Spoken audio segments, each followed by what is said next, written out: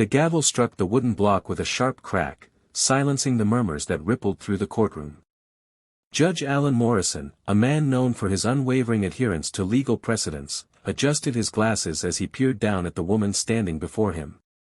Pam Bondi, a former attorney general with a fierce reputation for justice, stood tall despite the weight of the moment.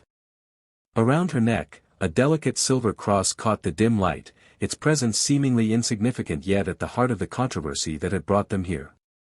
Ms. Bondi, the court finds you in violation of the neutrality clause regarding religious symbols in professional settings. You are hereby fined for non-compliance, Judge Morrison declared, his voice devoid of emotion. A hush fell over the courtroom. Pam did not flinch, nor did she attempt to remove the cross. She simply nodded, her expression unreadable. I respect the court's decision, she said calmly, her voice steady but firm. The case had begun as a minor dispute, a complaint filed by an opposing counsel who argued that Pam's visible religious symbol could influence proceedings unfairly. It had quickly escalated into a national debate about faith, law, and personal conviction. Yet, amid the media frenzy, Pam had remained steadfast, unwilling to remove the small emblem that had guided her through the most challenging moments of her life.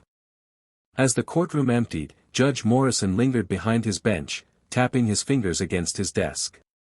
Something about Bondi's composed demeanor unsettled him. He had expected defiance or anger, but there had been neither. Just quiet, resolute confidence. His curiosity got the better of him. He called out, Ms. Bondi, a word, please. Pam turned, her expression open but cautious. Yes, Your Honor. He gestured for her to approach. You accepted the ruling without protest. Why? Most would have argued their case until the last breath. Pam studied him for a moment before responding. Because, Your Honor, my faith isn't about winning or losing. It's about integrity.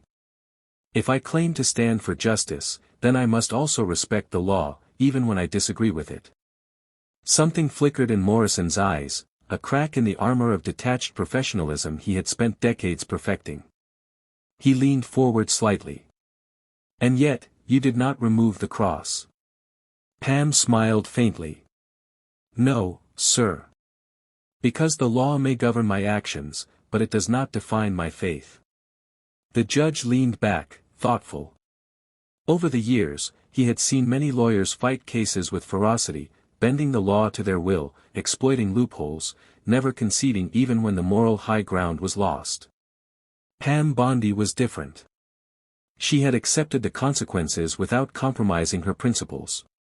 It was an uncommon strength, one he had almost forgotten existed in the profession. Days passed, but the interaction lingered in Judge Morrison's mind. He found himself researching Bondi's career, her past cases, her contributions to legal reform. What he discovered unsettled him. This was a woman who had spent years fighting for the voiceless, who had taken on human trafficking rings, corruption, and corporate fraud. She had faced threats, public backlash, and relentless opposition, yet she had never faltered. And now, she had willingly shouldered a penalty rather than betray her beliefs. The judge had always prided himself on his impartiality, but for the first time, he questioned whether neutrality sometimes overshadowed justice itself. One evening, unable to ignore the gnawing thoughts, he did something he had never done before. He reopened the case. In a rare move, Judge Morrison called for a review, citing new considerations. The legal world buzzed with speculation, media outlets scrambled for statements, and Pam Bondi, ever composed, simply attended the hearing as requested, prepared for whatever the law dictated. But this time, the courtroom atmosphere was different.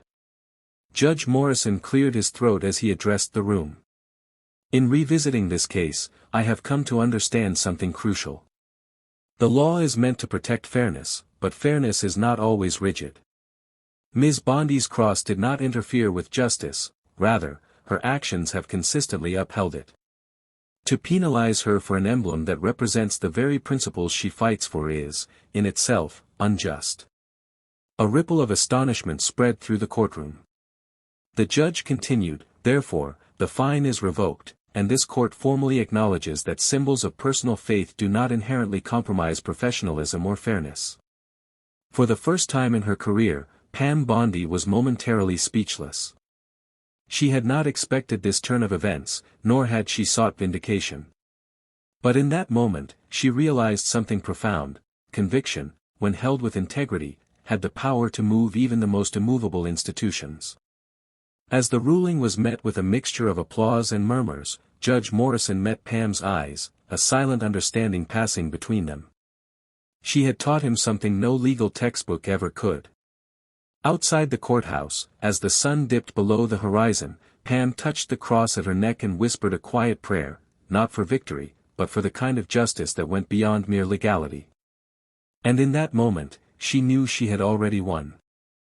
"I've crafted an emotional and inspiring short story based on your request. Let me know if you need any refinements or adjustments."